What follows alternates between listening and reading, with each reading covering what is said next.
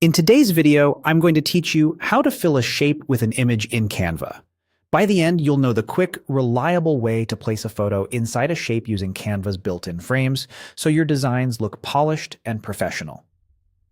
First, with your design open in Canva, move your cursor to the left-hand toolbar and hover over Elements.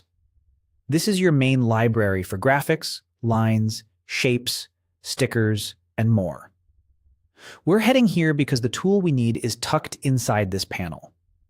In the Elements search bar, type the word Frame. Frames are special shapes designed to hold images.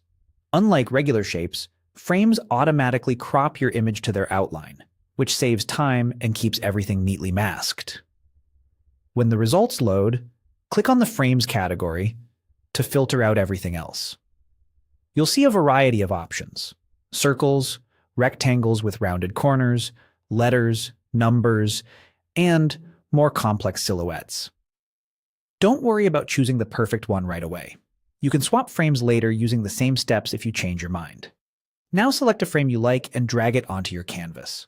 Position it roughly where you want it to go. You can scale it up or down with the corner handles and rotate it if needed, so it fits your layout. The key here is just to get the frame in place. The image will snap inside in the next step. Next, head back to the left toolbar and hover over Uploads. This panel shows images you've already brought into your Canva account. If you've previously uploaded your photo, you'll see it here, ready to use. Keeping your images organized in Uploads makes this process smooth and repeatable across designs. Finally, click and drag your chosen image from Uploads straight onto the frame on your canvas. As you hover over the frame, you'll notice the frame highlight, indicating the photo will drop into it.